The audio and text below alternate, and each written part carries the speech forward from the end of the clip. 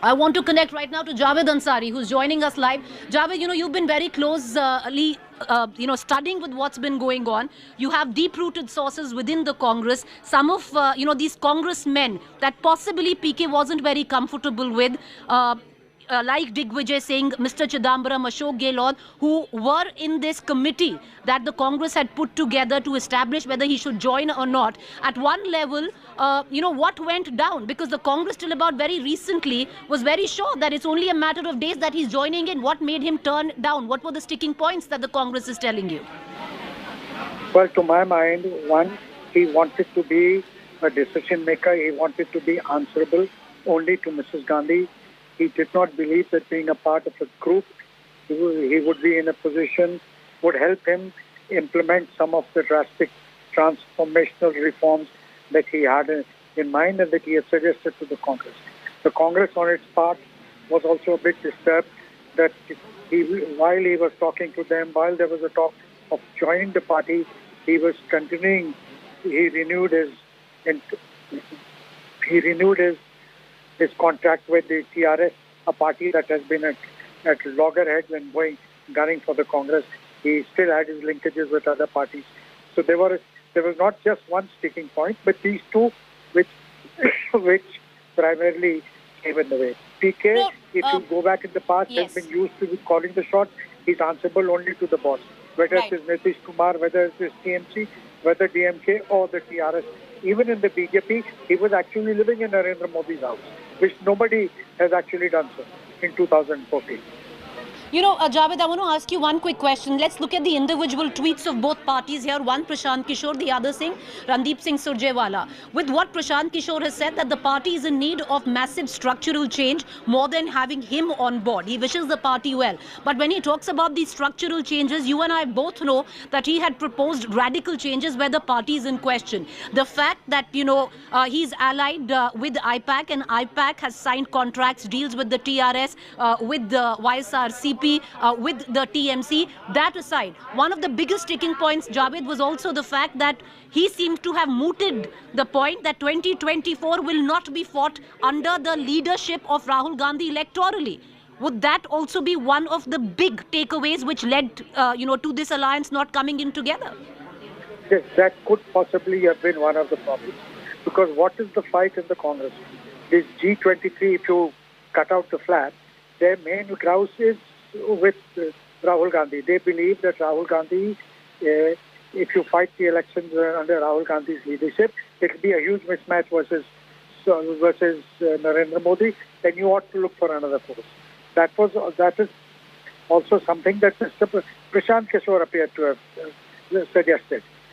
The Congress, or at least the loyalists, were reluctant to accept that. Come in. Sir, may I just stop you for just a while? And the reason I'm doing so is we are getting in a lot of political reactions. Dr. Nasir Hussain from the Karnataka unit is joining us right now. Dr. Hussain, Rajya Sabha MP, Congress is joining us right now. Dr. Hussain, what went down? What were the biggest issues or the sticking point that led to Prashant Kishor rejecting being part of the empowered group? What were the issues raised by this committee as well, which made the alliance, which seemed to, the Congress was very confident about it a few days ago? See, one thing you should understand, that Prashant Kishor is a thorough professional. He is a consultant. He offers his services to different political parties. In the same way, he offered his services to Congress party. Now, the point is whether he wants to stay outside like a professional and a consultant and offer his services in a professional way, or does he want to join our party and then help the party from within inside by being a member of the party, part of the Congress party. He says that he wants to be a professional and he wants to offer his services or help the Congress party by being outside the political party as a professional. It's fair enough. Fair enough for anyone. If somebody doesn't want to do politics, doesn't want to be a part of political party, it's fair enough. It is his choice. And now what level and what kind of service he'll offer us and how much will Congress party engage him, we'll have to wait and see, because discussions are still on that Dr. point. Hussain, are you saying discussions are still on of Prashant Kishor being in alliance with the Congress as a political strategist and not possibly as a part of your party? That door isn't shut yet? I think now being a part of Congress party and helping the Congress party is ruled out. Now, whether his services as a professional will be taken, will he be engaged? We'll have to see in the future because we'll be going into different state elections. We will be going into 2024 parliament election. Which specific election he will be engaged, we have to wait and see. Dr. Hussain, I'll ask you one very quick question. You know, a lot of questions, and I repeat that word again, are being raised at possibly what is it that the Congress party wants? Because if someone is actually suggesting structural changes, and I would think you'd agree with me, because that's what even your G23 group has said, those structural changes are essential for the Congress to survive. Do you think it's foolhardy not to accept that? Prashant Kishor and a lot of leaders from within the party have already suggested what needs to be done, what kind of dissection needs to be done, what restructuring should be done. Many have within the Congress party already suggested, and even Prashant Kishor looks like he has suggested. So his suggestion and his services now will be, if at all, if he will be engaged, he will be engaged as a professional in the days to come, not as a part of the party, because he doesn't want to be a part Dr. Hussain, was one of the issues also the fact that Prashant Kishor had suggested one of the most radical changes for the Congress, which is that Rahul Gandhi not electorally head 2024, be the prime ministerial face for the Congress? I don't know. I was not a party privy to the discussion. I don't know how you were privy to the discussion. Well, sir, everyone has their sources, and I would hope you'd accept that. Thank you. Thank you, Dr. Hussain, for joining us. I want to cut across to Shehzad Poonawalla. A lot of banter also where the Bharatiya Janata Party is concerned. Mr. Poonawalla, you know, the fact is this only adds or helps the Bharatiya Janata Party here, because it seemed Prashant Kishor had put forward these bunch of radical changes which the Congress is refusing to accept. Well, this is not about our loss or our gain. Frankly, Preeti, if the product is bad, no matter how good a salesman may or may not be or claim to be, you can't sell the product of Parivarvad. It's past its expiry date. But unfortunately, in the Congress, the agenda is Parivar Bachao, not Party Bachao. And therefore, perhaps they were very perturbed by his transformational and structural reforms that he suggested. And perhaps they felt that it was better to do without the salesman. But salesmen have many projects always happening at one given point of time. So I'm sure that there are other projects and other products that the salesman will get to sell. All right, Shehzad, appreciate you joining us. So the BJP sticking to what they've said earlier, which is that the product is bad. You can't really help, there's nobody who can actually help the Congress from where it's reached right now. Thank you, Shehzad, for joining us. If we still have Javed, I'd like to go back to Javed. Okay, we've lost the line with Javed Ansari. But let me quickly encapsulate on what has gone down. Now, this has been an alliance of flirtations had been on for now 2 years, viewers. It was in 2020. The first wave of COVID is when Prashant Kishor had given that first presentation to Sonia Gandhi. Since then, a lot of water down the bridge, multiple presentations, multiple committees. But this time around, it seems it's for good. Going into 2024, Prashant Kishor will not be part of the Congress party. What has been the sticking points? Well, our sources tell us, and there are two sources, viewers, one which come from the Congress's side, the other which come from Prashant Kishor's side. What is out in public domain? Number one, that the Congress through Randeep Singh Surjewala, who manages the communication department, tweeted out a short while ago saying an empowered committee. Now, this is the second committee which was set up. The first was a committee of senior congressmen that was set up to judge whether Prashant Kishor will be a good fit within the party, within the Congress party or not. They made a presentation to the proverbial Congress High Command, Sonia Gandhi and Priyanka Gandhi in question, because Rahul Gandhi is not in the country. There was general acceptance that Prashant Kishor, even though some of the changes are extremely radical that he's proposed, should be part of the party. Our sources tell us that an offer for him to join was made as far back as about a week ago, and he, at that point of time, wanted some time to think. In the interim, the Congress put forth an empowered committee panel and offered Prashant Kishor to be part of that panel, which Prashant Kishor has turned down. And through that, this is an end to a possible alliance that could have been brokered between what many would say an ace strategist really in terms of politics. Prashant Kishor only experience has been with the JDU and that hasn't gone down quite well. But he had proposed some radical changes. The Congress, which is in need of radical changes, had accepted most of them. Prashant Kishor has also tweeted out a short while back following Randeep Singh Surjewala's tweet. Prashant Kishor has said that, the Congress needs structural changes. The offer made was generous, but he is turning it down. He wishes the party well. Congressmen that we've spoken to since then say the door to Prashant Kishor entering the Congress as a party member is shut, but him as a political strategist could still be entertained. So one thing, viewers, that we can confirm conclusively is that Prashant Kishor will not be joining the Congress anymore. Will he help them as a political strategist? That's another, debate. But there is a huge section within the Congress that is going to be quite crestfallen or disappointed, while some of them would be extremely ecstatic. Now, this is all which goes down in the back room or, in the background. Let's give you an example. One of the key changes that Prashant Kishor had proposed was the fact that the entire communication department be completely dismantled and set up again. And that is headed by Randeep Singh Surjewala. One can read between the lines. Number two, one family, one ticket, to cut the sycophancy level as well in terms of the high command comes into question, to stem the sycophancy culture within the Congress.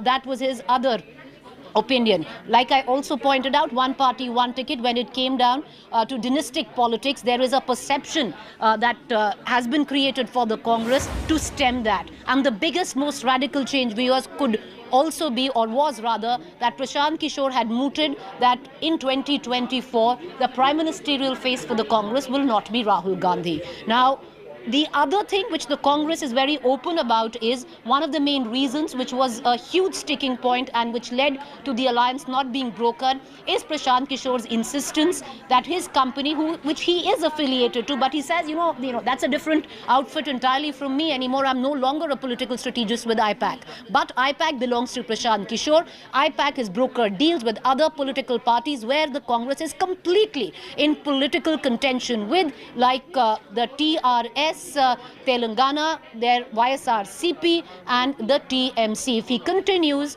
to be in bed proverbially with these parties, how can he be with the Congress and want the best for the Congress? Something which was even verbalized by the likes of Ashok Gehlot, by the likes of Digvijay Singh, that have called him ideologically an agnostic or ideologically an opportunistic, that he goes where the wind blows and he doesn't, he's not really, blooded into the ethos of what the Congress stands for.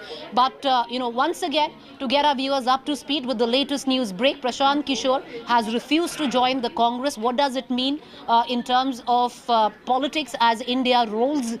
And, we're going at a very fast pace to 2024. How do the chips fall? Will Prashant Kishor now be the fulcrum to pull together an anti-BJP alliance? Because he's made that very clear, that he is going to, be someone who is going to either strategize or politically help an alliance go against the grain of the Bharatiya Janata Party in 2024.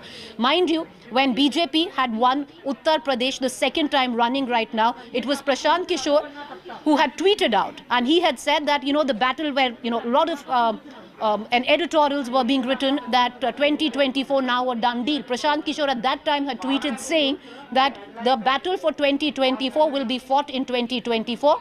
The bearing of Uttar Pradesh and the other states like Uttarakhand, like Goa, like Manipur, has no bearing on 2024. So will he now stitch together another anti-BJP coalition where Congress is not going to be the fulcrum of? Has Congress made its life a lot more difficult by not accepting Prashant Kishor in terms of number crunching, in terms of political strategy? There's documented evidence he has more wins under his belt. All right, I want to now cut across to Sanjay Jha. We spoke to him a short while back. Sanjay Jha had quit the Congress, was a big champion of Prashant Kishor coming back or coming into the party. He said that the Congress needed PK more than PK needed the Congress. He's a disappointed man today. Listen in to him. Now, let me tell you, if Prashant Kishor has refused to join the Congress party, I would have liked that announcement to come from him. the Congress party is here very happily celebrating that PK is not joining them. Obviously, because his presentation or the fact that there are some people within the party who back him has completely upset those who are used to a very cocooned comfort and who are usually part of that caucus that works with the high command. And when I say high command, I am at the moment excluding Priyanka Gandhi Vadra from that. There's a clique that works with Rahul Gandhi that is obviously feeling very rattled and insecure, because if Prashant were to join the Congress party, a lot of them would find their, cozy, cocooned, honeymoon coming to a dramatic end.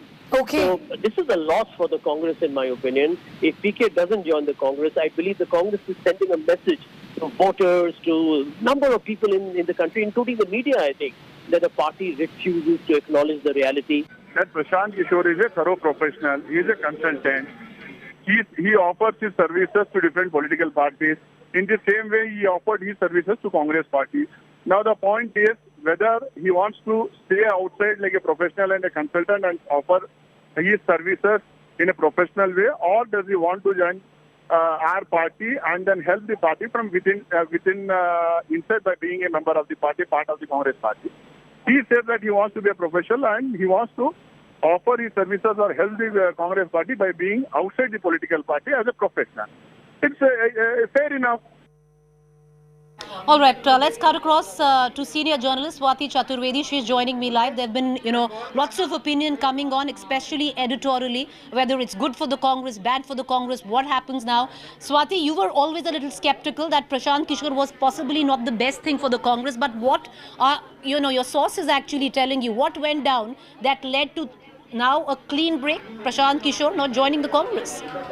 Well, Preeti, they're saying two essentially important things. They're saying that, which I remember I said on your show, I think 2 days ago as well, that Prashant Kishor is a man who's in too much of a political hurry. He wants everything and he wants it now. He wanted the keys to the kingdom, the thorn of the oldest political party in the country. Sonia Gandhi and some senior leaders were very alarmed at the sort of ambition, the hunger that he displayed. And Sonia Gandhi was still willing to take him, but in a very defined role. If you notice that in the tweets put out by the Congress and by Mr. Kishore himself, they're all talking about a defined role as part of an empowered group. Now, I think he wanted to be number 3 in the hierarchy, and that with Sonia Gandhi was just not possible currently because the party is also having elections. And all the other senior leaders were just not all right with suddenly ceding the Gandhi family authority to an outsider, especially to an outsider who had just, after getting engaged to the Congress nearly, had done a sleepover, had done a weekend with KCR.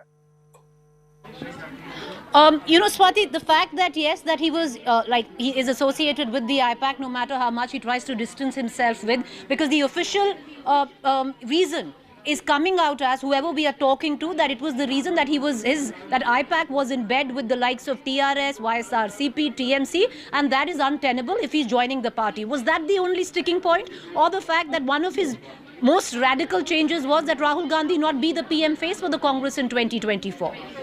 Well, interestingly, Preeti, remember we discussed the same thing we both of us discussed this when I actually asked you that do you really think the Gandhis who have a really healthy appetite for power, the sticking on despite 2 general election defeats, were kind of ready to, go into history and cede their entire place, cede the entire kingdom over to PK? Clearly not. The Gandhis are not going to be writing themselves into extinction. So I really don't even think that PK had made that a precondition. I think what alarmed the Congress was, his political promiscuity, as to say. They did make a condition that if you actually come on board as a Congress leader, not just as a strategist, then you need to give up all these dalliances with the opposition, which is actually currently eating the Congress's political capital for lunch. In Telangana, the Congress is in a direct fight with, somebody PK has just signed on with while he's still talking to the Congress. And we all saw what happened in Goa. So, it was PK wanted too much. And the Congress finally said enough. We don't want to give all of this to you. You know, Swati, I'm going to ask you one quick question before I let you go. What happens to the Congress right now? Because there was a section, at least, which was rather upbeat. And those who follow the Congress very closely, the romanticism that there's going to be a resurrection where the Congress is once again going to peak. There are going to be massive, all-sweeping structural changes. That has been crushed once again. Now, what happens with the lot of the Congress? Because it seems, you know, from the outside that the Congress is refusing to budge on any structural change. Exactly, Preeti. Now that's another fit. You know, this is a party which has been trying to make Rahul Gandhi happen for 2 general elections. The country has comprehensively said we don't want this. We want something different. Now, parties resurrect when they embrace a public cause or a greater public good. A party resurrection cannot be based into making a strategist bring a family back. The message from the Congress is that we are going to cling to our dynasty no matter what, and from the people of this country that we don't believe that you are ready to change. Until you're ready to change, to show us that you're an actual opposition, we're not willing to vote for you. Swati, now what for the Congress? For somebody who's followed the trajectory of the party, is it now in complete free fall, or do you think this new empowered group is actually going to resurrect it? I don't think so, Preeti, because like I said, there is no greater public cause here. There is no greater public message. There's no greater public outreach. There's no greater public campaign. Your single point agenda, if it's survival, then the people of India are very, they're very sane with their vote. They will not be throwing out, floating rafts. People are sinking. Every election the Congress loses dramatically. They put out a Chintan Baithak or a CWC is held. I think the Congress party, frankly, is now running out of excuses. The Congress party is currently like a zombie. It is a zombie which is squatting on 20% of vote share in India. All right, but ultimately, Swati, now the message is what? It's very clear that publicly the Congress has accepted that it is Prashant Kishor that has rejected the Congress. Prashant Kishor himself says that he has refused to accept what he terms as a generous offer. So that's the message which is going on in publicly, because Prashant Kishor has refused to join the party. He was made an offer. He said no.